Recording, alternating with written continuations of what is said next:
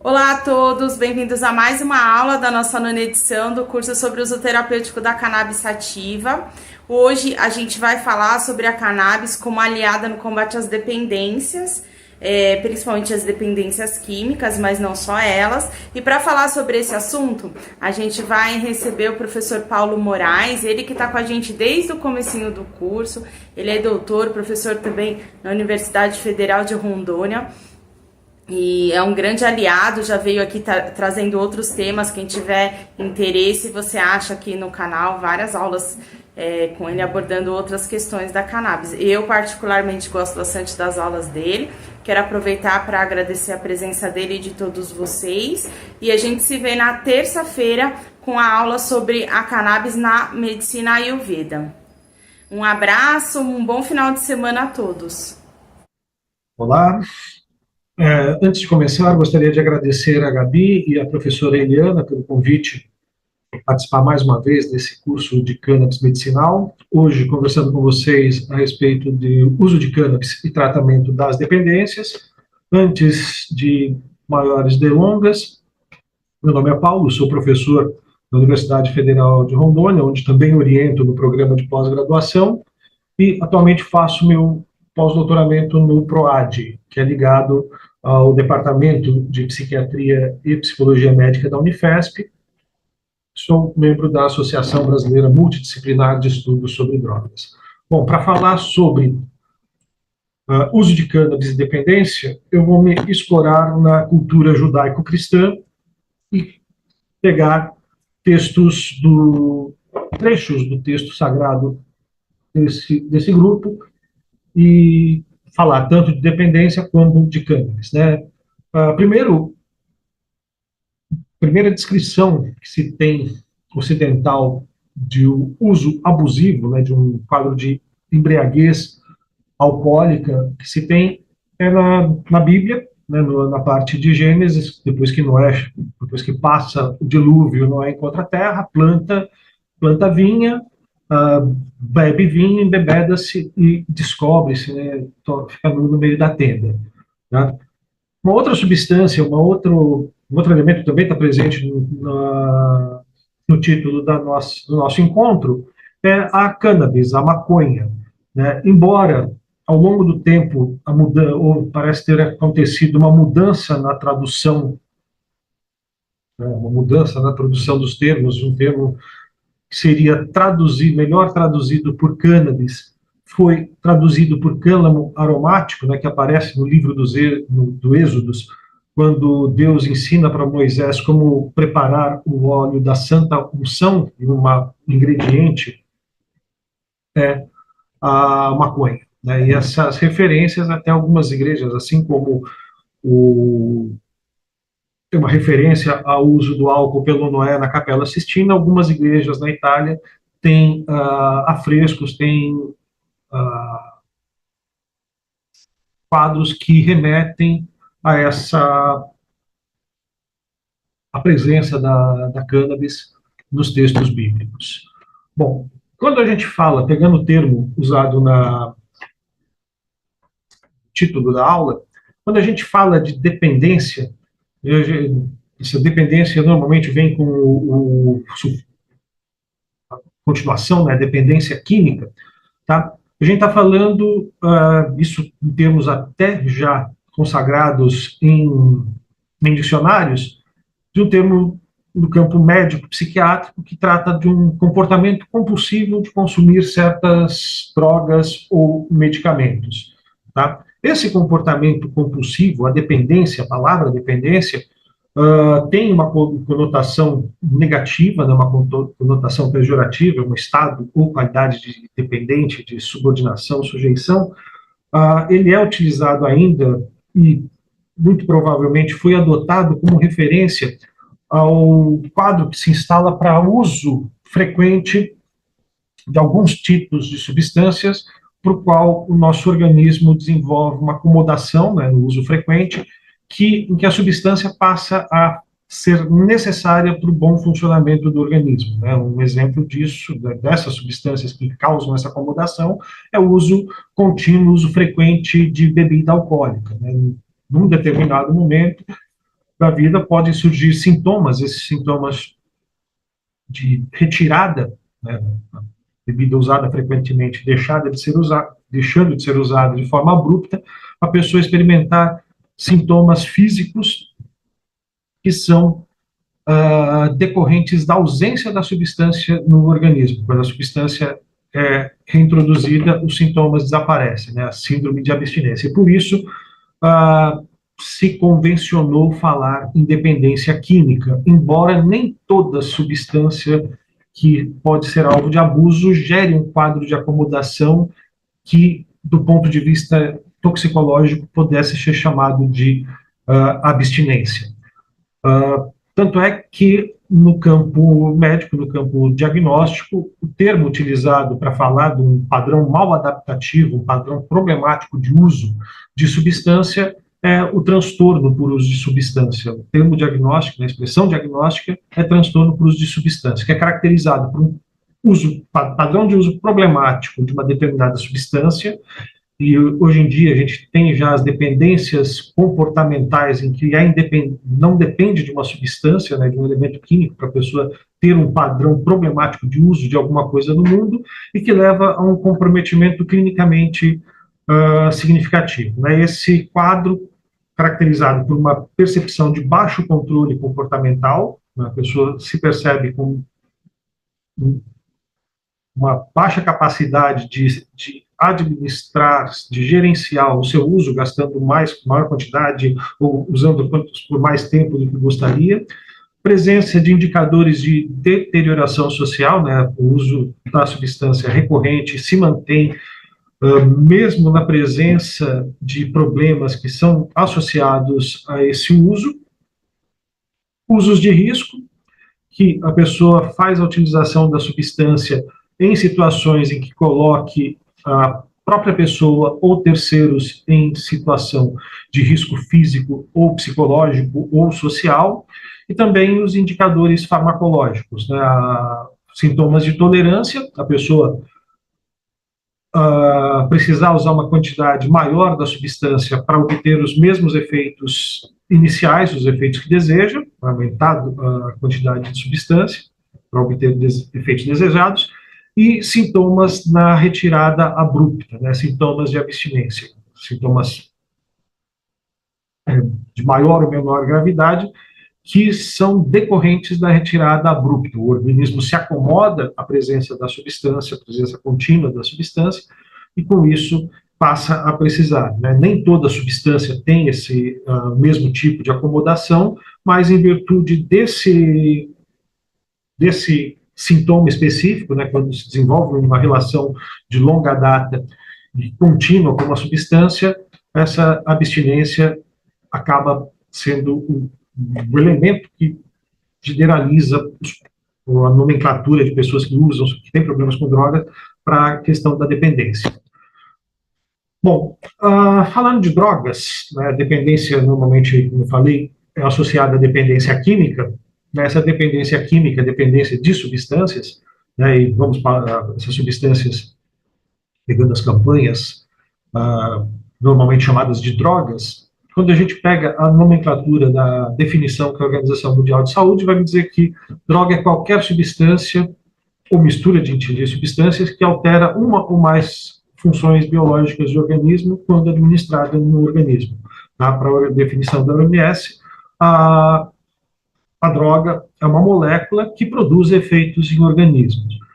Só que uma definição um pouquinho mais refinada é apresentada por um farmacologista, Leslie Iverson, que fala que droga é uma substância química, mantém a definição da OMS, é uma substância química, que é tomada, tem a participação de alguém que toma a substância de forma deliberada e com objetivos específicos, né? Toma a substância para obter efeitos desejados, né? A molécula deixa de ser um elemento passivo que vai gerar efeito no organismo, mas um elemento com o qual as pessoas se relacionam e decidem por experimentar os seus efeitos. Tá? Entre as drogas, tem uma classe específica, bastante valorizada, e essas normalmente são alvo de uso, podem ser alvo, tem maior chance de ser alvo de uso abusivo, que são as drogas psicoativas. São substâncias que os principais efeitos delas em dosagens efetivas se dão sobre aspectos mentais e comportamentais, né? Até produzem efeitos fisiológicos maiores ou menores, mas em dosagens, numa faixa de dosagem, o principal grupo de efeitos se dá sobre aspectos de comportamento e aspectos de emoções, cognições, percepções do mundo e por aí vai, funções mentais. Tá? Essas drogas psicoativas, elas estão presentes na história da humanidade desde que o mundo é mundo, né? São valorizadas por diferentes sociedades, essas substâncias que produzem algum tipo de modificação nos estados de consciência e nos comportamentos, têm grande valor social, né? E esse valor social hoje a gente vê refletido em termos de mercado mesmo, de o quanto vale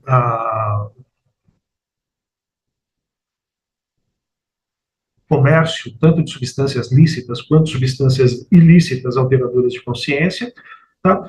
E principalmente a partir do século XX, marcadamente segunda metade do século XX, a questão das drogas se tornou uma questão extremamente complexa, né? Ela é, ao longo da história, algo multidimensional e que passou a ser tratado de forma simplista ao longo do século XX, né? Ou tratado como um pecado, uma falha moral, uma doença, um desequilíbrio orgânico, ou um crime associado a violências.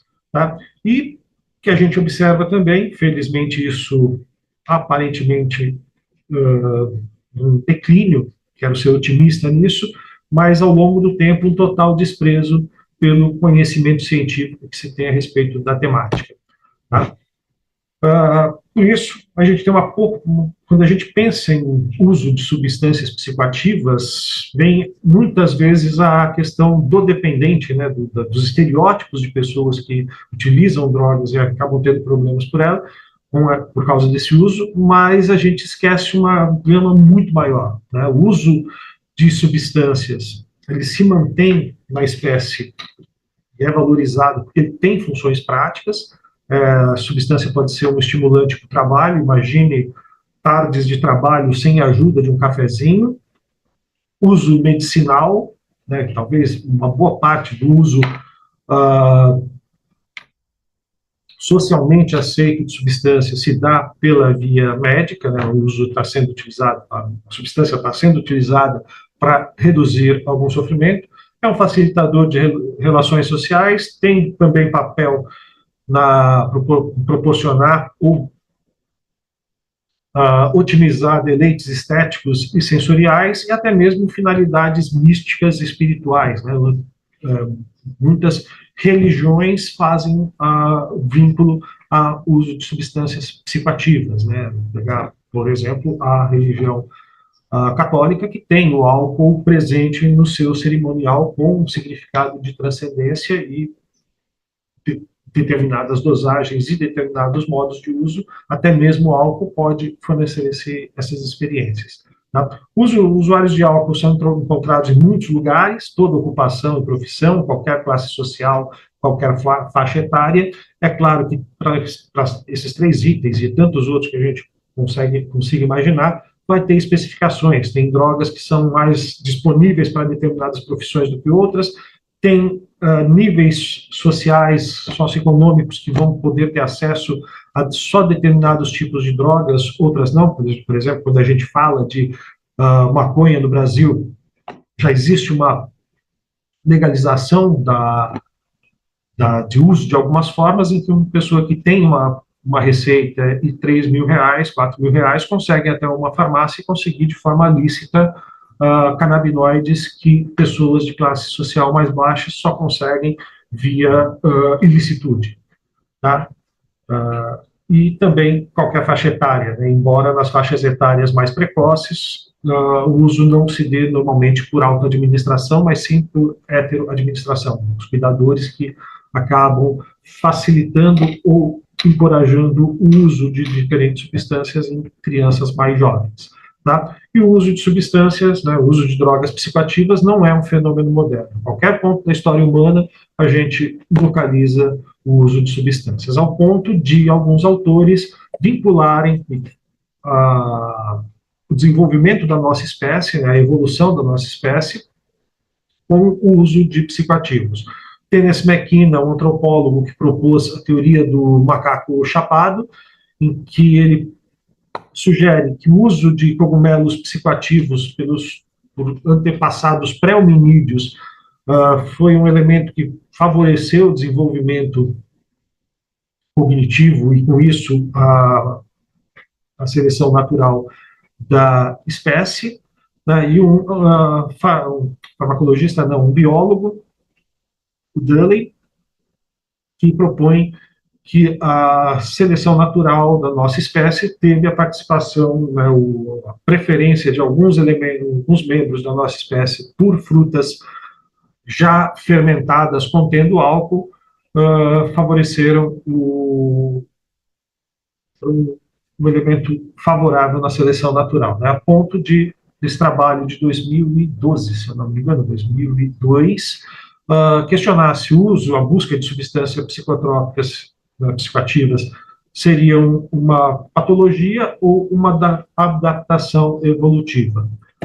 Bom, falando de uso de longa data e retomando a questão do álcool e da cannabis, da maconha,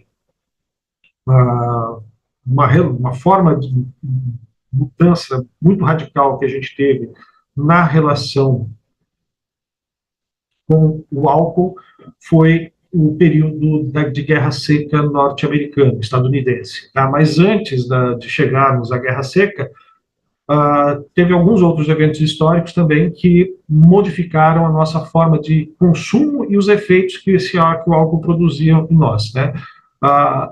Num primeiro momento, pegando lá períodos da antiguidade, única forma de acesso a álcool era via fermentação.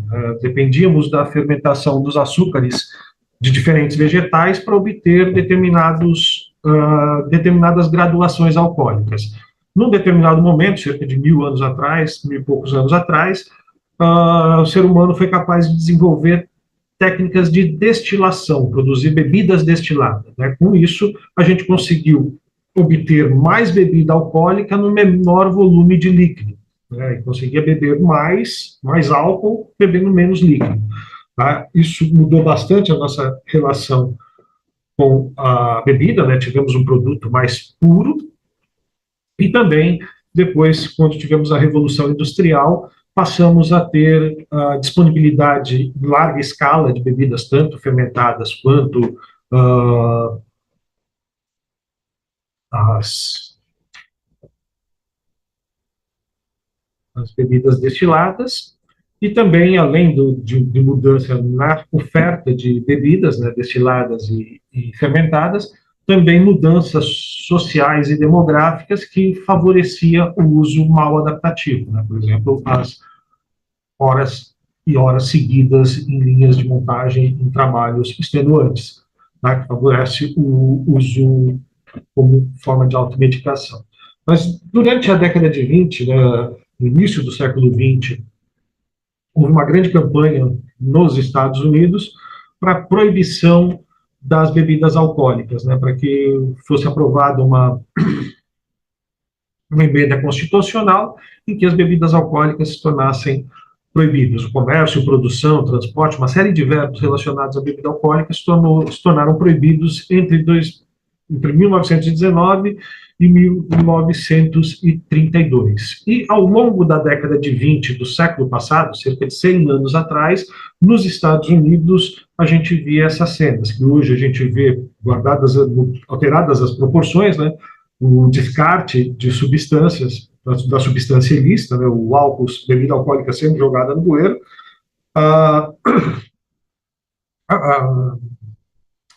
atividades policiais se tornando alvo de destaque na mídia, né, policiais, membros da justiça se tornando celebridade em função de apreensões de bebida alcoólica, e a violência associada aos verbos relacionados ao álcool, né? Não porque proibiram em 1919 que as pessoas pararam de consumir, né? O consumo de álcool se dá na história humana desde praticamente sempre, e não era uma legislação que de uma hora para outra iria acabar com esse uso. O uso se manteve. Tendo demanda de consumo, havia demanda de produção, de fornecimento. E todo esse processo, né, de produção, fornecimento e consumo, era marcado pela violência, coisa que hoje nós vemos associados às drogas ilícitas, né? Durante a década de 20, a lei seca começou, a própria década de 20, né, já começou a ser questionada, porque foi um desastre para a saúde pública e para a economia. Houve fabricação clandestina de bebida, contrabando dessa fabricação clandestina, necessidade de corrupção para ver todo o processo, explosão de criminalidade, enriquecimento de máfia e desmoralização de autoridades, tudo isso associado a uma proibição que não se conseguia manter. Uma lei que, na prática, acabava não sendo efetivada, dada a possibilidade, né? Proibir comportamentos humanos comportamentos autodirecionados é algo bastante difícil. Daí, além de toda esses itens que eu citei, também a hipocrisia que ficava evidente já na lei seca e que aparece nessa imagem, é uma imagem do filme O Grande Gatsby, que trata de um milionário nova-iorquino, que tanto no livro quanto no filme não se especifica qual a origem da fortuna dele, mas nas entrelinhas deixa-se entender que ele era um comerciante ilegal de bebidas, né, o que a gente chamaria hoje de traficante, era um traficante de bebidas, e a gente pega essa frase do Veblen, do livro Teoria da Classe Ociosa, que mostra um pouco dessa hipocrisia que se explicitava durante a lei seca, né? Os luxos e os confortos da vida pertencem a uma determinada classe, uma classe que lhe dá aí usa a expressão superior. Em virtude do tabu, certos alimentos, e mais particularmente certas bebidas, são estritamente reservados a esta classe, né? E aí, ilustrando, né, esse Grande Gatsby é um conto que acontece durante o período de lei seca, e aí é uma festa na casa do Gatsby, que está toda a alta sociedade nova-iorquina, inclusive poderes ligados seriam responsáveis pela repressão do comércio de bebida, consumo de bebida. Bom, a lei seca foi um fracasso, como eu já citei, né, gerou problemas de saúde pública, problemas de segurança bastante amplos nos Estados Unidos, a ponto de gerar movimentos sociais contrários a essa proibição, né? Da mesma forma que hoje a gente vê as marchas da maconha nas grandes metrópoles, na década de 20, início da década de 30, nos Estados Unidos, tinham nas grandes cidades as marchas da cerveja, né, dada a ilegalidade, e ao ponto de ser bastante festejada em 33, quando se efetiva o fim da lei seca. Tá? Isso daí foi um período de pouco mais de 10 anos em que o país declarou guerra contra uma substância, tá? E outra substância que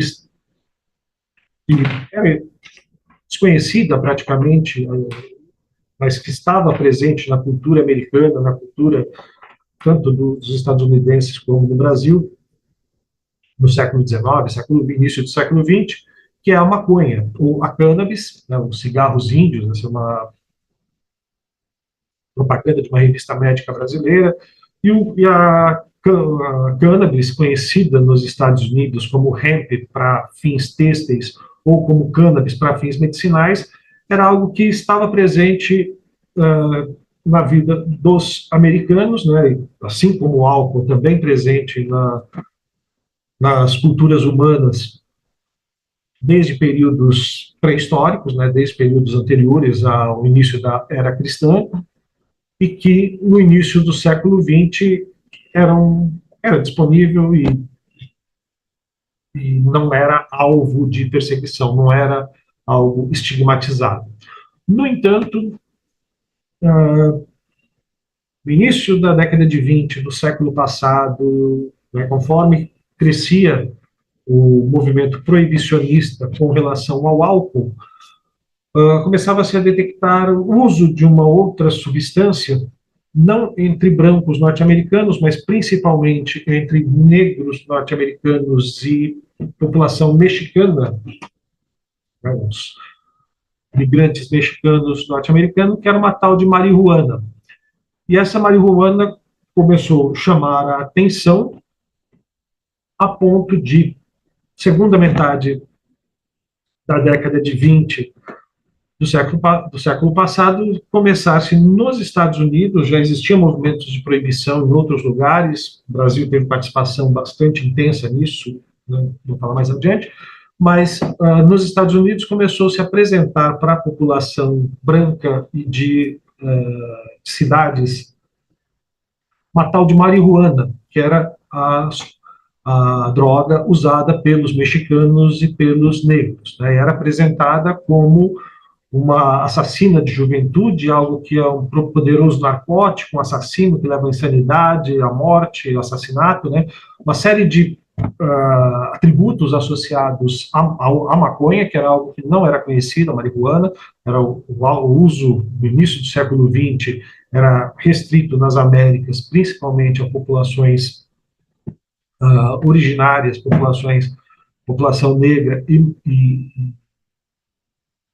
imigrante, né, e começou-se um processo de propaganda desse perigo, um perigo que rigorosamente não existia, mas começou-se a propaganda, e eu recomendo que vocês procurem, esse filme está disponível, esse foi um filme de propaganda usado, o Reefer Madness, né, que é apenas para adulto, e mostra os perigos do uso desse tal de reefer, né, do baseado.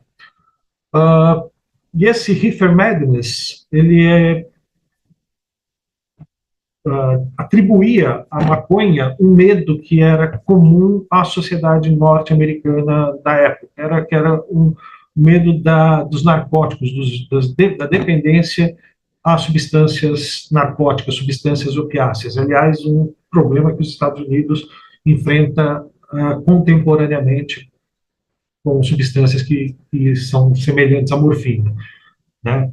Ao longo do século XIX, depois da Guerra Civil estadunidense, houve um aumento gritante no uso de morfina, né? A morfina tinha sido purificada no início do século XIX e era, na época, um dos poucos recursos para dor, né? E ainda hoje a morfina é um forte recurso, é um recurso bastante importante na luta do ser humano contra a dor, né? E houve um aumento do uso. E a morfina ela tem uma característica, né, a questão da abstinência. É uma pessoa que utiliza essa substância de forma frequente, né, em dias seguidos, depois de algumas doses, o corpo passa a precisar da morfina. O corpo, se ele ficar sem administração de morfina, ele passa a ter sintomas de abstinência, e sintomas de abstinência bastante desagradáveis, né? Um deles, a dor no corpo, né? Um efeito contrário ao produzido pela substância. E os quadros de dependência à morfina, num determinado ponto ao longo do século XIX, foi tratado com heroína, né?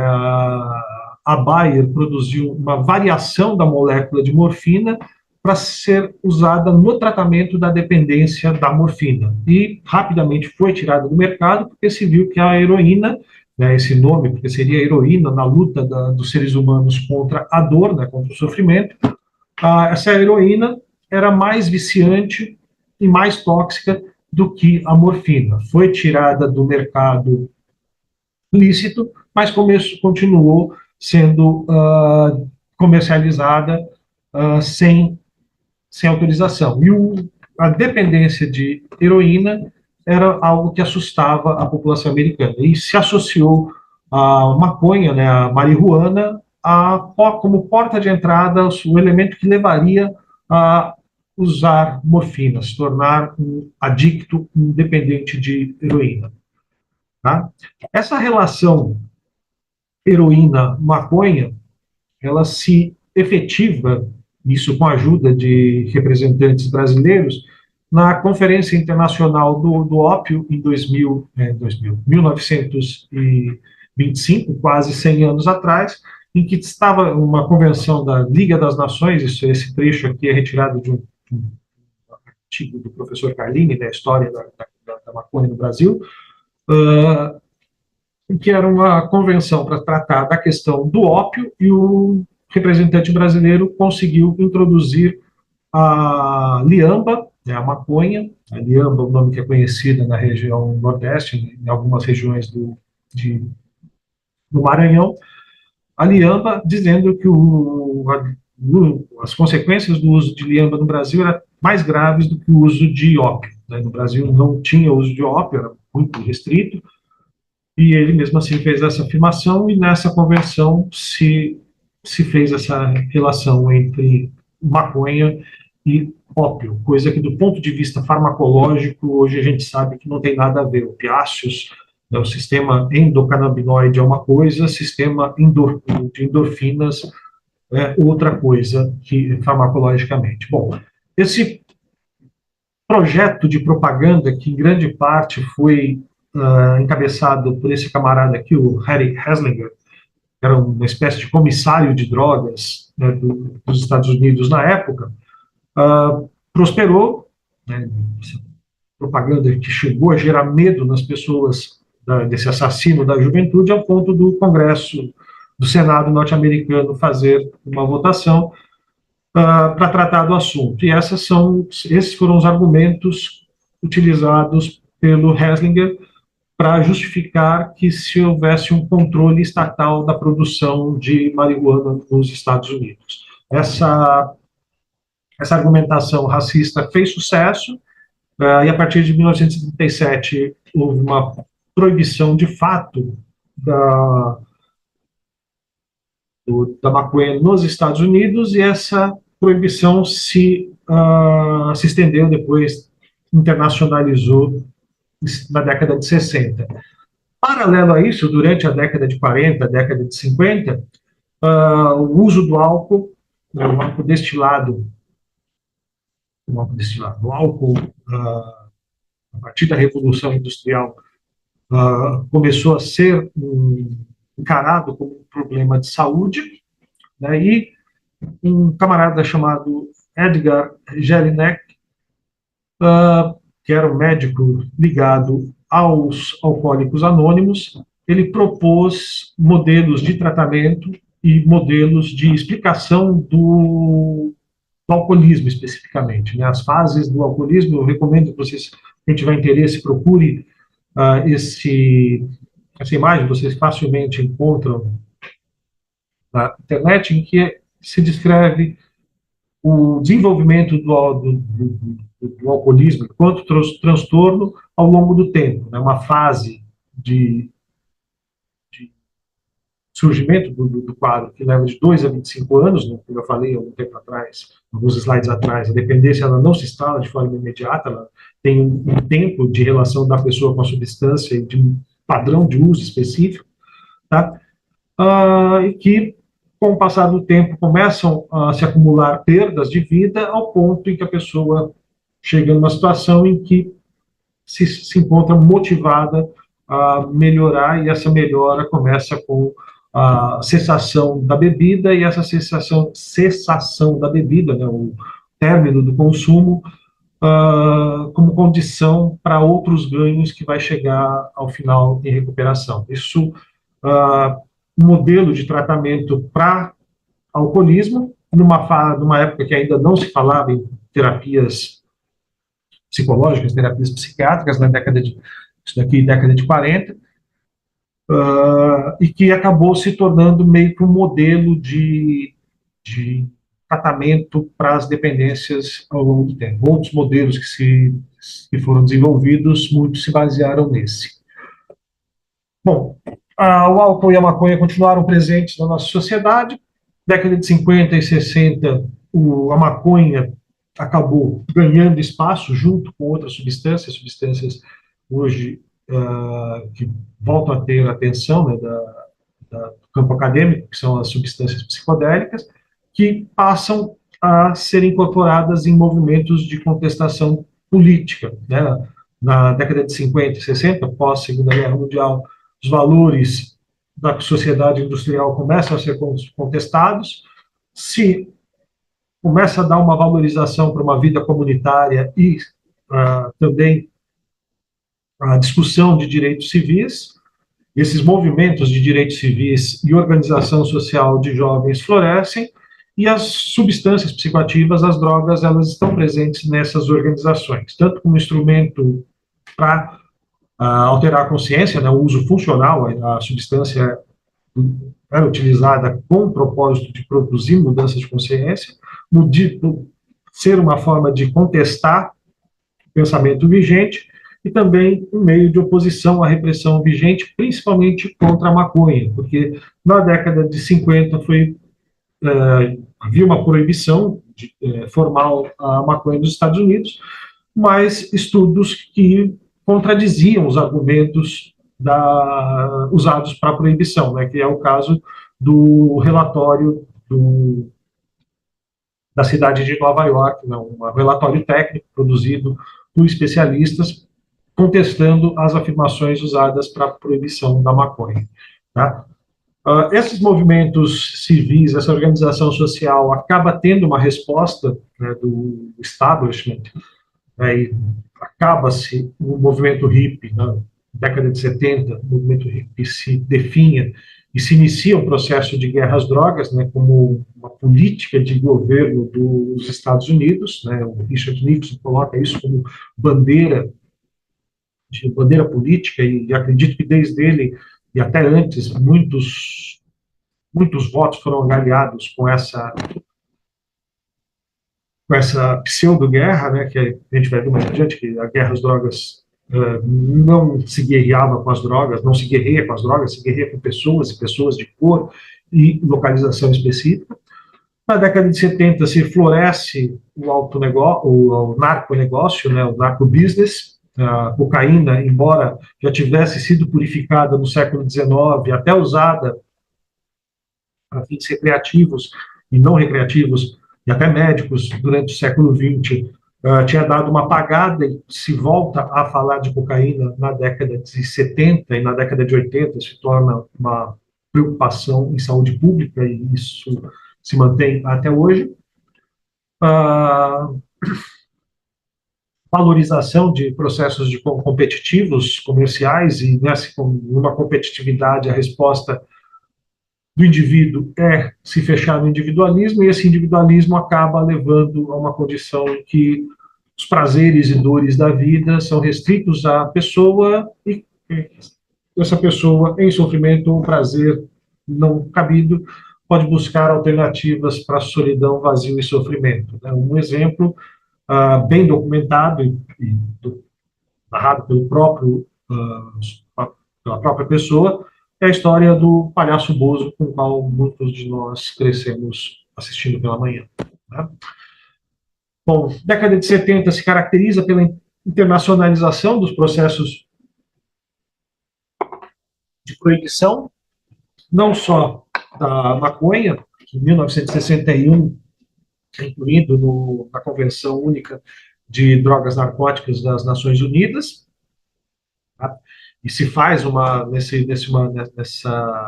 nessa convenção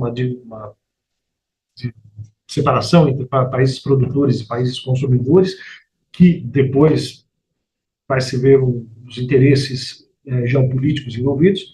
Em 71, se mantém a maconha numa lista bastante restritiva, né, substância sem utilização médica reconhecida e com alto potencial de abuso, e além da maconha, em 71 também se acrescenta nessa lista substâncias que estavam sendo utilizadas de forma contestatória e também de forma clínica durante a década de 60, que são as drogas psicodélicas, né? O LSD, psilocibina, mescalina, DMT presente na ayahuasca, são incluídas também essa lista mais restritiva, e a década de 70 é a década conhecida como a década do início da política de guerra às drogas, uma política que se mantém até hoje e que a gente vê que é uma política esquisitona, né? Tanto é que esses autores espanhóis publicaram um artigo em 2020 falando da funcionalidade política de uma ciência proibicionista, e cita como exemplos da funcionalidade política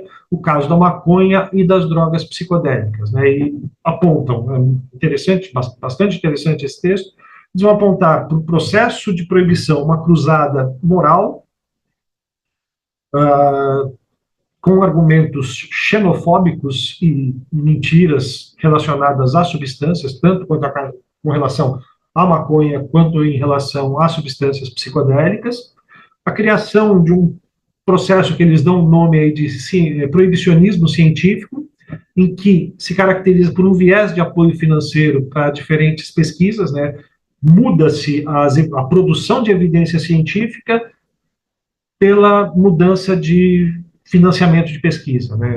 Começa a se produzir muitas pesquisas financia-se pesquisa que vai mostrar a relação da maconha com o fracasso escolar, mesmo que a metodologia não seja adequada, e acabam se restringindo pesquisas que, por exemplo, buscam entender aspectos básicos dos efeitos dos canabinoides e de psicodélicos. Tá? Surgem, né, com esse ciência proibicionista, surgem os especialistas antidrogas, e como o próprio nome sugere, já são pessoas que vão ser especialistas, mas somente nos efeitos nocivos das substâncias, né? E esses autores concluem que, retornando ao título do artigo, né, que eles concluem que a funcionalidade dessa ciência proibicionista, né, apontando que algumas drogas são extremamente perigosas e sem fundamento essas afirmações, como um bode expiatório, a funcionalidade é criar um bode expiatório para esconder uma desigualdade social. Essa desigualdade social, especificamente no caso americano e no Brasil, isso se repete, né, colônia cultural. A guerra às drogas é um mecanismo de manutenção da hierarquia social, racial. Essa desigualdade social é uma desigualdade de raça, que no caso dos Estados Unidos, no caso brasileiro também, tem muitos dados que evidenciam que a política proibicionista acabou sendo uma política para criminalizar pessoas negras e pessoas pobres. Tá? Com relação ao viés de publicação, né, essa criação dessa ciência proibicionista, esse daqui é um gráfico que apresenta não dados com relação à maconha, mas dados com relação a psicodélicos, em que mostra resultados positivos, né, mostrando que a substância tem efeitos potencialmente terapêuticos, que podem ser usados para ter fins terapêuticos, e resultados de efeitos adversos, né. Vocês notam que, num determinado momento, começa a ter prevalecem resultados positivos, poucos resultados negativos, e em um determinado momento começa a ter muito resultado negativo, né, muito mesmo, e começam a reduzir os resultados positivos. Tá? Isso aqui é um exemplo de mudança de política de financiamento da pesquisa. Se queria pesquisar os efeitos terapêuticos do LSD para tratar alcoolismo, nesse momento tinha a proposta aceita. Nesse momento não tinha. Se eu quisesse fazer um trabalho mostrando os danos do LSD, danos cromossômicos do LSD, eu tinha a proposta aprovada, e se eu quisesse demonstrar os efeitos do LSD para o tratamento de depressão refratária, eu não tinha meu trabalho aprovado, né? E com isso se produz muitos resultados mostrando efeitos adversos e poucos resultados mostrando efeitos positivos, tá? Isso também aconteceu com a maconha, né, por mudança de política de financiamento e também interesses na divulgação de resultados de pesquisa. Por exemplo, eu citei alguns slides atrás o estudo da cidade de Nova York, né, o que ficou conhecido como relatório, com o nome do prefeito, que agora não me vem, mas que vocês encontram, né, o nome do prefeito de Nova York à época, em que contestava que os argumentos relacionados à maconha que foram usados para a proibição não se justificava. A prática de fumar maconha não leva à dependência, o uso de maconha não leva ao uso de outras drogas, heroína, morfina ou cocaína, maconha não é fator determinante para a prática de crime, fumar maconha não é comum entre crianças em idade escolar, e delinquência juvenil não está associada ao uso de maconha. Isso daí já era conhecido na década de 50, relatórios da década de 70 repetiam isso, e mesmo assim esse conhecimento não foi levado a sério. Tá? Outros conhecimentos que não foram levados a sério foi com relação às substâncias psicodélicas, né, que em 71 foram colocadas também no mesmo grupo da maconha, como substância com alto potencial de abuso e sem fins médicos, e que na década de 60 já se sabia que tinha possibilidades médicas. Isso aqui é uma meta-análise publicada em 2014, em que os autores avaliam trabalhos que estudaram o efeito do LSD para o tratamento do alcoolismo, tá? Estudos controlados por placebo, e o que eles observaram. Na média dos resultados, né, pegando o resultado de diferentes estudos, na média, a chance do grupo tratado com LSD estar abstinente, né, era o desfecho que era contado nesses estudos, era 2 vezes maior, era 100% tinham 2 vezes mais chance de estar abstinente ao final do estudo do que o grupo tratado com placebo, né? Coisa que hoje a guerra às drogas fez as pesquisas com os psicodélicos ficarem no ostracismo, e hoje estão se retomando esse tipo de observação. Bom, toda essa política de guerra às drogas instituída na década de 60 fez a gente chegar na década de 80 com uma tendenciosidade de formação, né, uma política de apenas diga não às drogas, que é uma política, do ponto de vista de prevenção, muito estranha, porque para eu dizer não a alguma coisa, eu preciso lembrar dessa coisa para eu vou me dizer não, né, é só pensar quantas pessoas estão pensando em diga não aos sapos. Antes de eu falar em sapo, dificilmente você está pensando. Quando eu digo diga não ao sapo, você precisa pensar no sapo. Bom, na década de 80 a gente tinha conhecimento científico disponível nas bibliotecas, ou pelo menos que poderia ser disponibilizado nas bibliotecas, ensino fundamental, ensino médio, mas o que era mais popular, esse é o texto da Jadira Mazuri e o professor Carlini, né, Drogas, Subsídios para uma Discussão, com uma linguagem bastante apropriada para pais e professores e estudantes até de ensino médio, e o texto do Edson Ferrarini, que se tornou muito mais popular, muito mais conhecido, e que criou uma mentalidade de que substâncias têm efeitos extremamente ruins e somente efeitos ruins. Tá? Com essa política de diga não às drogas, a gente passou a silenciar um assunto dentro de casa, né? Consumismo é algo que a gente tolera, a exploração do corpo da mulher é algo que é tolerável, violência é tolerável, mas falar de maconha, falar de drogas, é melhor que meu filho, as crianças não ouçam falar disso. E com isso a gente tem aí, as pessoas vão ouvir falar, talvez em ambiente não protegido. Tá? Ao longo da história no Brasil, a maconha sempre foi mal falada, vista como o veneno africano, o combate a traficantes e o drama dos viciados, por aí vai. E mais recentemente, né, um texto bastante preconceituoso e caótico, né, que esse das causas e consequências da tragédia da maconha. E, ao longo do tempo, muitos indicativos de que não, o medo que é tratada, com o qual é tratada a maconha, a cannabis, não se justifica. As pessoas não ficam tão viciadas em maconha, a maconha não vai levar as pessoas a usar outras drogas. Né? A organização, isso daqui de 96, capa da revista Isto É, que precisou ser tirada de circulação, porque apresentava que a Organização Mundial de Saúde advertindo que a maconha é menos prejudicial do que álcool e tabaco. Né? Uma charge da época também, falando das vítimas, Convenção Anual das Vítimas da Marihuana e Convenção Anual das Vítimas das Leis da Marihuana, as leis proibicionistas direcionadas à maconha, gerando mais problemas do que a maconha em si. Tá? E aí a gente volta à questão do uso de drogas, né? Falamos da maconha, falamos do álcool ao longo aí do século XX, como nos tornamos preconceituosos com um e bastante tolerantes com o outro, ao ponto de a gente esquecer, e quando se fala de uso de drogas, a gente esquecer que o uso de drogas é um espectro bastante amplo e nem todo uso, nem toda pessoa que bebe, nem toda pessoa que fuma maconha, nem toda pessoa que cheira cocaína ou que faz uso de qualquer outra substância vai necessariamente ter um uso problemático. Né? O padrão modo adaptativo acontece numa parcela restrita das pessoas que experimentam drogas. Tá? Cerca de 11 a 15% das pessoas, ao longo da que experimentam uma determinada droga, ao longo da vida vão ter problemas decorrentes desse uso.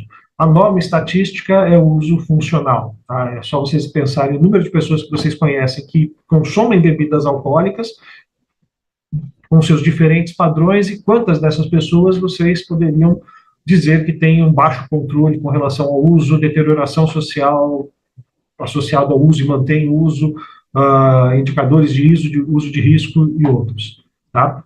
E esses daqui são dados do Escritório das Nações Unidas para drogas e crimes, drogas ilícitas, né? Não entra o álcool aqui. Anualmente eles publicam um relatório, aqui é uma linha do tempo, entre 2010 e 2020, em que apresenta a porcentagem de pessoas que relatam uso de substâncias ilícitas, não entra aí álcool, tabaco, medicamentos tranquilizantes, né, os medicamentos psiquiátricos usados sem prescrição, somente substâncias ilícitas, e o número de pessoas que relataram ter feito uso dessas substâncias ao longo do ano. Tá? Mais ou menos ao longo 6% das pessoas relatam ter feito uso de substância ao longo dos anos, né? Se a gente pegar aqui uma margem de erro 8%, e dessas pessoas que chegam a ter problemas que preencheriam critérios para transtorno de uso, né, transtorno por uso de substância, não chega a 3% da população mundial. Tá?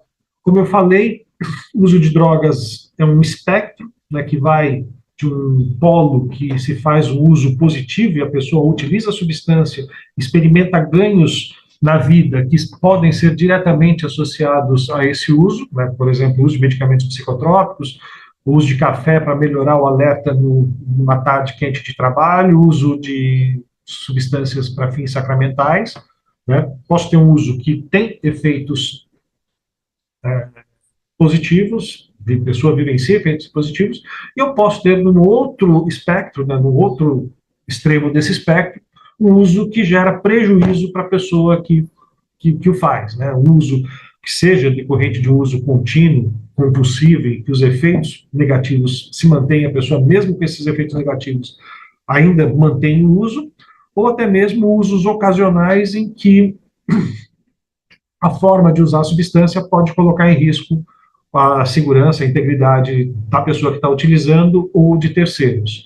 Tá? Então, é um espectro que cabe muitas formas de uso, embora, quando a gente fala de transtorno por uso de substância, a gente está falando desse espectro no qual o uso está associado a problemas e a pessoa tem dificuldades com o comportamento a despeito dos problemas. Tá? Um outro filme que eu recomendo aqui, A Loucura de Mary Jane, que apresenta um musical 2003, 2004, em que é apresentado de forma satírica o processo de criminalização da maconha nos Estados Unidos.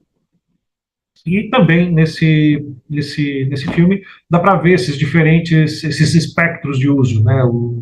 Centrado no uso da maconha, tá? Mas o espectro de uso de um camarada que passa o tempo todo fumando, o outro que usa para fins médicos e por aí vai, né?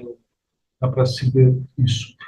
Bom, quando se fala de transtorno por uso de substância, de padrão mal adaptativo, padrão problemático de uso de substâncias, diferentes substâncias, né, não é somente a substância que vai determinar esse padrão mal adaptativo, mas uma inter-relação entre características da substância, características da pessoa e características do meio social. Não dá para desvincular o uso de substância da pessoa que utiliza e do ambiente em que a droga é utilizada. No entanto, tem algumas substâncias que por características farmacológicas delas, elas podem ter um uso abusivo ou a criação de um hábito facilitada. Tá? Esse daqui é um estudo de 2002 que aponta que uma em cada 3 pessoas que experimentam tabaco desenvolvem tabagismo, uma em cada 5 pessoas que experimentam heroína desenvolvem um padrão mal adaptativo, uma em cada 5 pessoas que experimentam cocaína, uma em cada 7 de álcool, uma em cada 10 de maconha e por aí vai. Tá? Diferentes substâncias têm diferentes propriedades reforçadoras e diferentes formas do organismo se relacionar com ela e produzir tanto os efeitos esperados quanto efeitos danosos, sejam agudos, sejam crônicos. Tá? No campo do transtorno por uso de substância, né, dependência química, que é uma expressão ainda utilizada para se falar da dependência, do transtorno por uso, essa autora, a Nora Volkow, ela caracteriza esse transtorno por uma compulsão de buscar e usar a droga, a perda de controle para limitar o uso e um estado emocional negativo quando o acesso à droga é restrito. Tá? Esse estado emocional negativo quando o acesso à droga é restrito seria semelhante a uma síndrome de abstinência, só que no campo subjetivo, no campo das emoções, dos estados de ânimo. Tá? E coloca a dependência como um produto da ação da substância sobre o sistema nervoso. Né? A partir do uso de uma determinada substância, uso frequente, né? O sistema nervoso sofreria alterações anatômicas e funcionais, e esse uso, que no primeiro momento é voluntário, passaria a ser compulsivo. Tá? E essas mudanças neurológicas se dá, não vou entrar em detalhes aqui, mas em vias neurais, uma representação aqui do sistema nervoso, diferentes áreas, núcleo accumbens, núcleo ventral paraventricular, né, diferentes regiões do sistema nervoso envolvidos no prazer e predição de reforçamento, controle cognitivo, motivação, saliência de estímulos, controle comportamental, aprendizagem e memória, e que mudaria basicamente a forma como a transmissão, principalmente de dopamina, modularia o funcionamento de áreas que seriam responsáveis pelo controle voluntário do comportamento. Essa visão biológica tem estudos que demonstram isso em modelos animais, mas o uso de drogas somente do ponto de uma dependência química seria muito fácil de tratar. Um exemplo é o tabagismo, né, que a gente tem aí formas de reposição de nicotina, em que mesmo a reposição de nicotina, o hábito do fumar, ele muitas vezes se mantém. Tá? Não vou entrar nisso daqui, vamos voltar à questão do álcool, que é uma substância que é aceita socialmente, mas é a substância que mais preocupa especialistas, né? Tanto pela disponibilidade como pela prevalência de uso e pelas consequências de uso. Como eu falei alguns slides atrás, a maior parte da busca de tratamento para dependência busca para dependência alcoólica ou de alguma outra substância que o uso também está associado ao uso de álcool. Tá? Isso aqui é dados do levantamento domiciliar, né, de uso de drogas, uso no último mês, cerca de 38% dos brasileiros de 2005 reportavam ter usado álcool, bebida alcoólica no último mês. Quando a gente vem para a maconha, não chega a 2% o número de pessoas que reportam o uso da maconha. Tá? Esses dados são semelhantes, não vou gastar tempo aqui, mas esse de 2017, 2015, foi publicado em 2017, 2018, né? Terceiro levantamento nacional de uso de drogas, prevalência de uso de diferentes drogas no Brasil, em verde, a maconha, cerca de 3% da população brasileira reporta o uso de maconha no Brasil. Tá? Quando a gente vem para o uso de álcool, tá? essa porcentagem vai para 66%. Tá?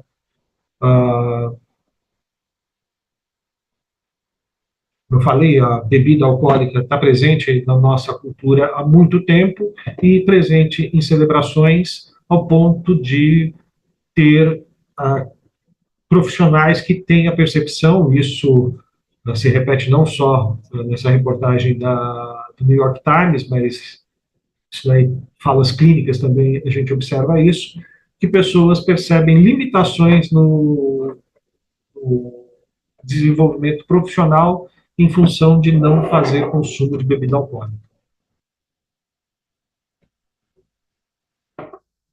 Tem um preço pessoal não consumir bebida alcoólica, tem um preço social também a se impor restrições às bebidas alcoólicas. É um mercado que vale bastante, né? Isso daqui, dados de 2015, Dell, uma empresa de tecnologia, Embev, uma empresa que na época produzia bebida, a Embev valia quase o dobro do preço da empresa de tecnologia.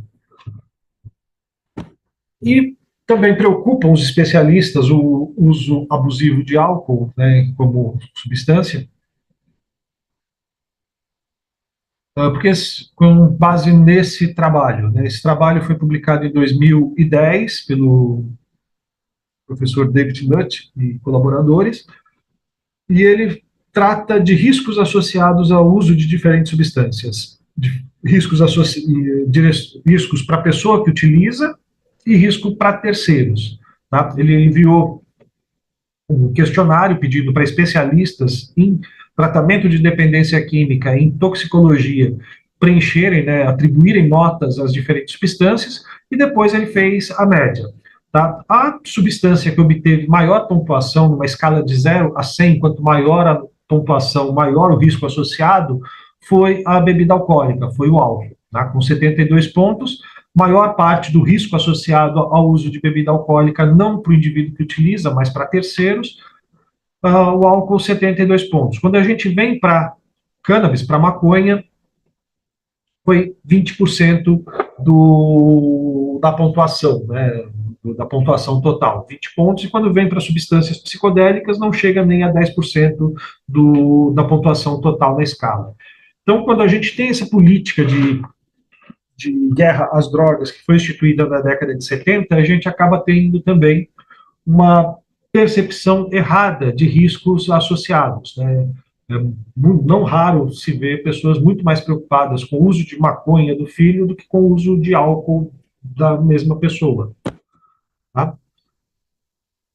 Citei alguns slides atrás que o uso de drogas é um problema complexo, tratado de maneira simplista, né? E quando se pensa em tratar as pessoas, oferecer algum tipo de tratamento às pessoas que usam, que têm problemas relacionados ao uso de drogas, os tratamentos disponíveis ainda são baseados nesses modelos, tá? A gente tem modelos aí que são baseados no modelo moral, né, que o uso da substância é um vício e que a pessoa precisa mostrar força de caráter, força de espírito para deixar a substância. São tratamentos que, de modo geral, contribuem para o aumento do estigma. Modelos baseados na doença, né, a dependência, o transtorno por uso de substância, que propõem que o uso de drogas produz mudanças neurobiológicas que dificultam o controle comportamental, e para muitos desses tratamentos, a abstinência é um desfecho para todo mundo. Todas as pessoas que têm problemas com o uso de substância precisam chegar à abstinência. E esse tratamento, essa forma de tratamento contribui para estigma e afasta muitas pessoas do tratamento. Muitas pessoas, por não conseguirem atingir o objetivo da abstinência, acabam abandonando o tratamento. Tá? E um modelo mais recente, que é um modelo baseado na promoção de saúde, que muitas vezes é chamado também de redução de danos. É um modelo que enfatiza a valorização da autonomia e direitos da pessoa, né, de quem vai buscar ajuda em saúde. Não é um procedimento incompatível com o objetivo de abstinência, né, dependendo da pessoa, dependendo do quadro clínico, a abstinência pode ser uma necessidade ou pode ser mesmo um objetivo, e que a promoção de saúde não vai ser contrária a isso. A abordagem, ela vai levar em consideração não só o uso da substância, mas as comorbidades também, porque muitas vezes não adianta nada se fazer o tratamento do uso abusivo de uma substância e esquecer de comorbidades como depressão e ansiedade, que poderão favorecer o uso mal adaptativo, e também não considerar simplesmente aspectos biomédicos no tratamento, né? Considerar também fatores biopsicossociais. O uso da substância, a substância age sobre o organismo, é um processo bioquímico, biomédico. No entanto, é uma substância que a pessoa, ela se relaciona com a pessoa, tem uma pessoa se relacionando com a substância, e essa relação se dá numa sociedade com diferentes características que precisam ser consideradas. Tá? Esse modelo de promoção de saúde na atenção aos dependentes vai se apoiar no modelo biopsicossocial em saúde, em que vai considerar que existem mecanismos biológicos, uma predisposição genética, uma sensibilidade do organismo à metabolização do álcool, por exemplo, fatores psicológicos, como aprendizagem, recursos comportamentais para lidar com diferentes situações, e fatores ambientais que interagem e favorecem o comportamento de abuso ou uso compulsivo do álcool. Tá? E quando se pensa em tratar a pessoa que usa abusivamente uma determinada substância, pensando só pelo viés biológico, só pelo viés psicológico ou simplesmente social, pode ter menos chance de sucesso do que se abordar essa pessoa de uma forma mais holística. Falando agora a respeito de tratamentos, né, dos diferentes tratamentos disponíveis para transtorno por uso de substâncias, o uso de substância, mesmo sem o transtorno, né, o uso abusivo, por exemplo, o uso excessivo, o uso BID, para intoxicação aguda, tem recursos relativamente eficazes dentro de determinada faixa de intoxicação. A pessoa vai buscar um serviço de saúde e essa intoxicação aguda vai ser revertida e a pessoa volta a passar bem e, eventualmente, até mesmo sem sequelas, na maior parte das vezes, sem nenhum outro comprometimento a longo prazo. Quando a gente fala de tratamento das dependências, tratamento de transtorno por uso de substância, esse tratamento é um tratamento de longo prazo, uma mudança de comportamento, normalmente recebendo o nome de desintoxicação ou reabilitação, que preferencialmente vai acontecer de forma ambulatorial. Tá? A pessoa não retirada do seu meio social, não retirada das suas interrelações, fazendo esse processo de autocuidado, visando mudanças de comportamentos relacionados à substância e também a comorbidades. Os quadros de internação, que são questões excepcionais, embora exista no Brasil uma tendência de dependência ser quase que um sinônimo de necessidade de internação, né, por questão mercadológica, né, fortemente mercadológica, se instituiu essa ideia, os quadros de uso abusivo, de dependência que precisam de internação são relativamente raros. Eles se justificam do ponto de vista clínico para dependência de álcool e outros depressores, quando em risco de abstinência, né, uma abstinência alcoólica pode ser bastante grave, se não tiver cuidados médicos, pode inclusive a pessoa ir a óbito por causa de sintomas de abstinência, e se justificaria uma internação. Outras substâncias, como por exemplo cocaína, maconha e outros, se justificariam em pouquíssimos casos, tá? Quando a pessoa está colocando assim em risco ou a terceiros, ou a uma desintoxicação social, tirar a pessoa de um determinado ritmo de viver e dar uma espécie de restart durante o período de internação, mas que nada tem a ver com desintoxicação orgânica, ou se tem a ver com desintoxicação orgânica é muito pouco. Pode ser uma estratégia de tranquilização para a família, né, que não raro problemas de abuso de substância, eles se refletem em problemas familiares e a pessoa estando num ambiente de internação é um momento de paz para a família, e a internação, como eu falei, também pode ser justificada por ser um negócio lucrativo, e aí não necessariamente vai atender interesses da pessoa que está buscando tratamento ou da família. Falando aí também de tratamentos para dependências, as intervenções farmacológicas, né, remédios, medicamentos para essas condições, a gente tem algumas condições que têm medicamentos aprovados pelo órgão norte-americano de regulamentação de drogas, a FDA, que é o equivalente à Anvisa, que muitas vezes acaba servindo de parâmetro. Tá? A gente tem medicamentos para o tratamento do tabaco, para tratamento de dependência de álcool, opioides, mas outros nem tanto. Tá? E esses tratamentos farmacológicos de alcance bastante limitado. Um exemplo é a nicotina, né, que é, do ponto de vista químico, está repondo a substância que a pessoa, teoricamente, é dependente, e mesmo assim, com essa reposição, para muitas pessoas, simplesmente o tratamento farmacológico não é suficiente. Tá?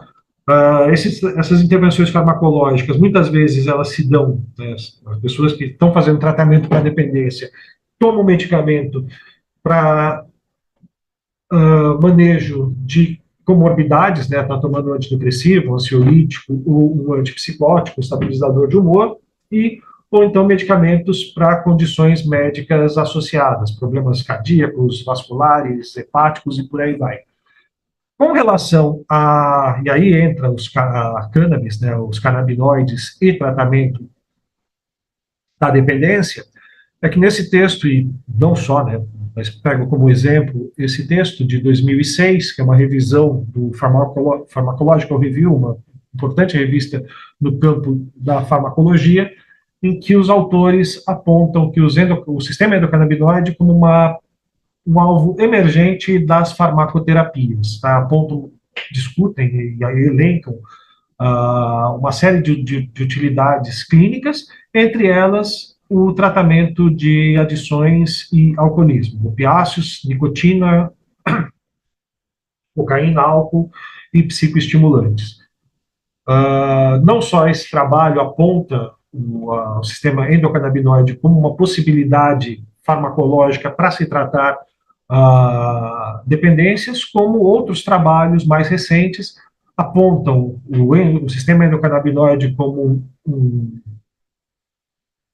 algo promissor para o tratamento de transtorno por uso de substância, canabidiol como uma intervenção efetiva e até revisões sistemáticas para do uso do canabidiol para o tratamento de comportamentos aditivos, e se discutem também as lacunas que ainda faltam para se estabelecer o sistema endocannabinoide como um importante alvo farmacológico. Tá? Esses estudos que eu apresentei no slide anterior, são recentes, né, todos do século XXI. No entanto, o uso de maconha para tratar a dependência não é uma novidade. No final do século XIX, a revista Lancet publicava um artigo em que propunha o uso do cânhamo indiano, né, da maconha, para o tratamento do envenenamento crônico por hidrato de cloral e por ópio, né, dependência de ópio e dependência de hidrato de cloral, sendo tratado com o cânhamo indiano, né, também conhecido como maconha. Bom, outras, e aqui mais para a nossa realidade, em 2010, a Folha de São Paulo publicou uma matéria falando de um estudo da Unifesp que tratava dependência de crack com maconha. Né? E, depois, não tratava a dependência, mas simplesmente não estigmatizava e não desencorajava que o usuário, a pessoa dependente de crack, que relatava diminuir a fissura de crack quando usava maconha, fizesse isso em vez de usar o crack. Né? O procedimento foi não invalidar essa estratégia que a pessoa utilizava, né? A estratégia de usar maconha para diminuir a fissura de crack. Daí, quase 70% da amostra, né, uma amostra de 50 pacientes, quase 70% abandonou o crack após 6 meses, e após 1 ano, todos também tinham largado a maconha espontaneamente. Tá? O uso de maconha como estratégia para reduzir a fissura, né, reduzir o craving, né, a fissura pelo crack, também foi observado no estudo do professor Paulo Calheiros, com pacientes internados em comunidades terapêuticas, dependentes de crack internados em comunidades terapêuticas, que relatavam que o uso de maconha era uma estratégia utilizada muitas vezes quando vinha fissura pelo crack. Tá? E também a maconha sendo usada como estratégia contra a fissura em usuários de assistência social no estado de Pernambuco. Então, no Brasil, a gente tem aí já alguns estudos demonstrando que o uso de maconha por usuários de substâncias, o crack, por exemplo, pode ser uma estratégia de recuperação. Tá? Aquele trabalho que eu citei para vocês, que a Folha de São Paulo publicou, é um trabalho da década de 90, finalzinho da década de 90, né, publicado pelo Eliseu Labigaini, sob orientação do professor Dartir Xavier, e o grupo do PROAD, desde a década de 90 até agora, né, e aqui apresento um trabalho do João Ariel Fernandes, orientado pelo Tiago Fidalgo e pelo Renato Fileve, um trabalho que verificou o uso de canabinoides para tratamento de transtorno por uso de substância, né, quais as evidências que se tem a respeito disso. E eles apresentam algumas evidências encorajadoras, mas apontam a necessidade da realização de mais estudos com melhores metodologias. Tá? Vamos para esse. Bom, quando se fala de uso de canabinoides para tratar dependência química, não pode se pensar só no uso do canabinoide ou da maconha como uma forma de atenção.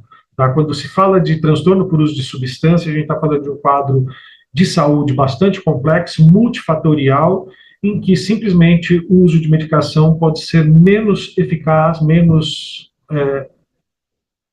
eficaz no tratamento do que oferecer diferentes modalidades de tratamento e uma atenção integral.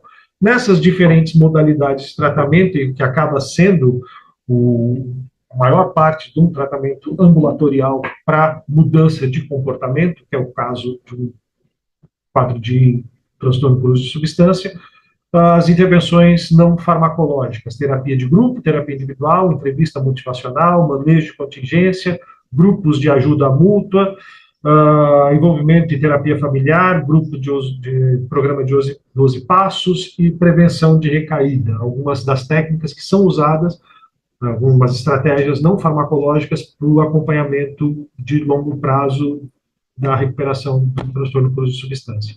E na promoção de saúde para a pessoa que tem problema com o uso de substâncias. O profissional ideal é que adote uma postura não jogadora em relação ao uso da substância, adotar uma abordagem também não estigmatizante, não patologizante do uso de drogas. O uso de drogas, para ser patologizante, um uso patológico, ele precisa ter características muito específicas, não é qualquer uso de substância que é um uso que vá precisar de tratamento. No tratamento, a aliança terapêutica é um fator mais importante, muitas vezes, do que a teoria e as técnicas do terapeuta, tá? E nessa aliança terapêutica, algumas características pessoais do terapeuta são relevantes e favorecem essa criação dessa aliança terapêutica. Flexibilidade, honestidade, cordialidade e empatia com o sofrimento do participante, do paciente.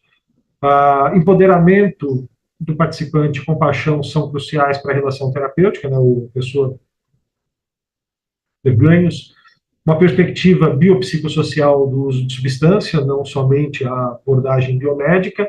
Um plano de tratamento ajustado a cada indivíduo, plano individual de tratamento, plano singular de terapia, que nome se dê, mas que seja destinado às características do indivíduo. Tá? Para fechar, uma fala do Carl Harter, que é um neurocientista que trabalha com questão de drogas de abuso, professor norte-americano, em que, em 2014, ele fez deu uma entrevista para a Folha de São Paulo, e ele usou a expressão de que é preciso ensinar a usar drogas. Né? As pessoas que têm problemas com o uso de substâncias, muitas delas poderiam não ter tanto problema se tivessem informações a respeito dos bons modos de uso dessas substâncias, né? Saber a respeito de quais são os efeitos, quais são as doses, riscos das vias de administração, intervalo entre doses, por exemplo, mesmo substâncias altamente, que têm alto potencial de gerar um quadro de abstinência, como é o caso da heroína, se for usada com uma frequência, um intervalo muito longo, o corpo não se adapta, né?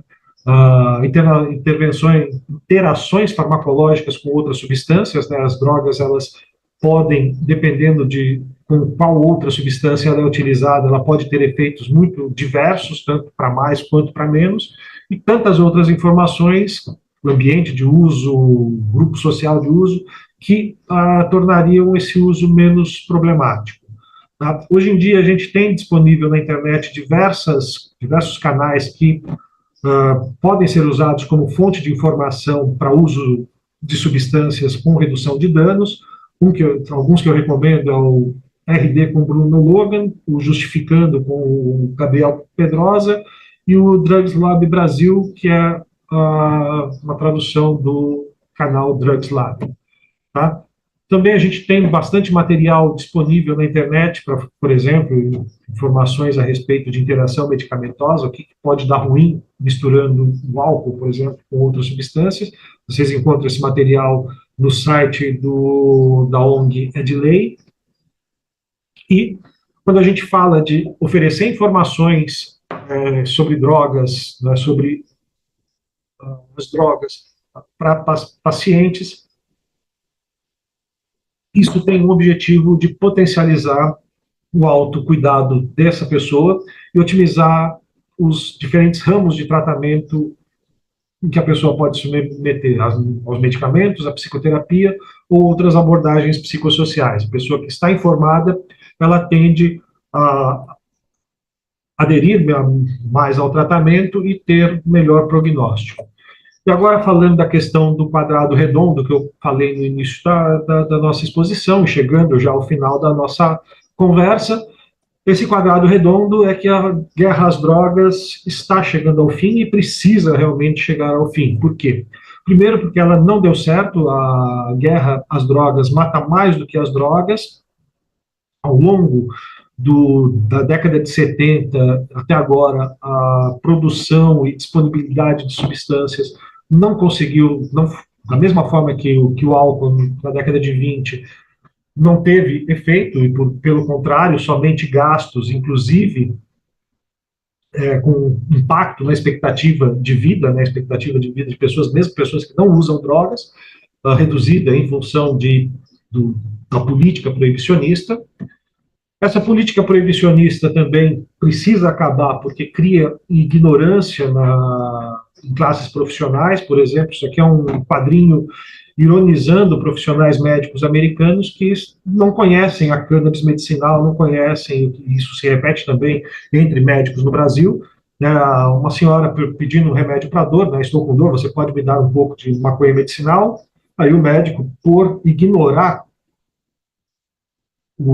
as potencialidades desse campo e não ter tido uma formação fundamentada num período de guerra, somos contra isso. Isso leva a consequências indesejáveis, né? E no lugar disso, eu estou prescrevendo um oxycontin, que é um medicamento sintético à base de opioide. Nos Estados Unidos, hoje enfrentam um grande problema de saúde pública com opioides, substância que pode, inclusive, levar a óbito.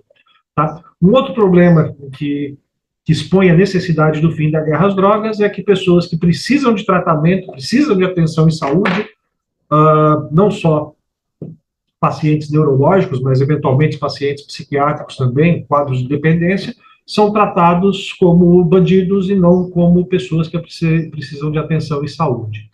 Tá? Um outro motivo que justifica pensarmos no fim da guerra às drogas é que as guerras às drogas ela teve como uma consequência associada à criação de novas drogas. Isso aqui são dados do Escritório das Nações Unidas para Drogas e Crimes, de 2018, o número de substâncias psicotrópicas apreendidas, novas substâncias psicoativas que são apreendidas. São substâncias que não são catalogadas como proibidas, mas que são lançadas no mercado justamente como forma de burlar as moléculas que são proibidas, né? E a gente tem visto recentemente nos noticiários os K9, K2, as drogas CAR, né, que são canabinoides sintéticos, substâncias desenvolvidas em laboratório, algumas delas com o objetivo específico de estudar a neurofisiologia do sistema canabinoide, e que são disponibilizadas no mercado e que têm efeitos muito mais tóxicos do que os fitocannabinoides presentes na maconha.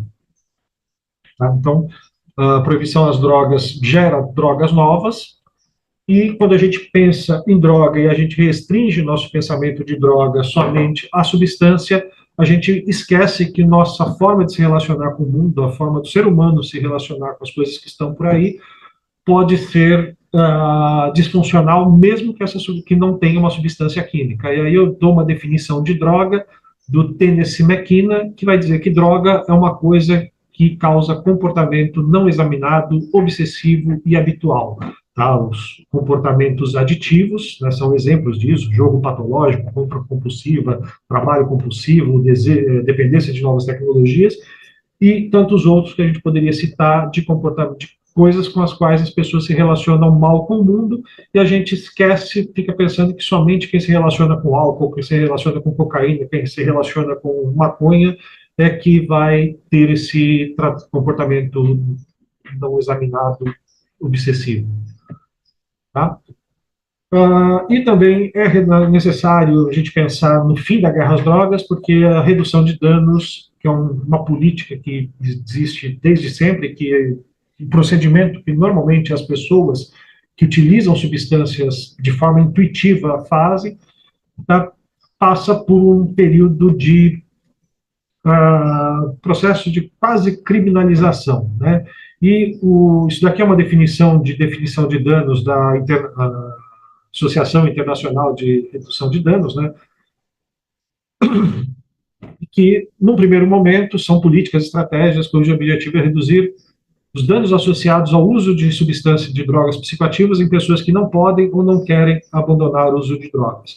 No entanto, o que a gente vê hoje, muitas vezes, é danos associados não ao uso de drogas, mas às estratégias de enfrentamento que a política de guerra às drogas nos trouxe. Tá? A gente tem, isso aqui é publicado pelo Conselho Federal de Psicologia alguns anos atrás, um relatório a respeito de funcionamento das comunidades terapêuticas no Brasil, e nesse relatório aponta uma série de violações de direitos de pessoas que, teoricamente, estariam lá para serem tratadas, né? Violação de incomunicabilidade, retenção de documentos, violação de liberdade religiosa, exploração de trabalho e tantas outras, e que, mesmo assim, ao longo dos anos, tem sido um alvo de investimento de diferentes governos, tá? E sem a devida fiscalização e sem o devido resultado clínico que possa se esperar. Tá? Muitas vezes um efeito iatrogênico. Tá? E falando de efeito iatrogênico, também o que a gente tem feito com base em política de guerra às drogas no campo da prevenção. Isso daqui é um trabalho publicado em 2021 pela Juliana Valente e a professora Zila Sanches, em que avaliou grupos submetidos ao ProERD e grupos não submetidos ao ProERD, e comparou o resultado e verificou que aquelas pessoas que passaram pelo ProERD tinha aumentada a chance de usar cigarros, tá? Tinha aumentada também a chance de, no futuro, aceitar experimentar maconha, e tinha reduzida as habilidades de tomada de decisão. Tá? E as autoras, elas colocam na conclusão que a implementação desses programas de prevenção e adaptação cultural devem ser reavaliadas para entender por que esses programas não atingem objetivos preventivos esperados e, pior, produz potenciais efeitos iatrogênicos, né? Produz efeitos piores do que se não tivesse sido proposto. Tá? E quando eu falo do quadrado redondo, é questão de mudança de perspectiva, né? Ao longo do tempo, a gente tem olhado para o objeto drogas de uma determinada maneira, em que parece cantos sem saída. Se mudarmos a perspectiva, talvez lidemos com essa questão de uma outra forma e possamos tratar as pessoas que desenvolvem problemas na relação com substância de uma forma muito menos sofrida do que elas têm sido tratadas até hoje. Termino a minha apresentação agradecendo a atenção que vocês me deram até agora, fazendo uma referência a essas duas grandes figuras, o professor Elisaldo Carlini, com quem eu tive a chance de aprender psicofarmacologia durante o meu mestrado, e ao padre Ticão, amigo que eu tive a chance de conhecer ao final do meu doutorado, e convidando quem tiver interesse em conversar um pouquinho mais a respeito de política de drogas, tratamento, questões clínicas, a participar do 9º Congresso Internacional da BRAND, que vai acontecer em novembro, entre 15 e 18 de novembro, em Brasília. Tá? Agradeço a atenção e um bom curso para todos, e todas, e todos.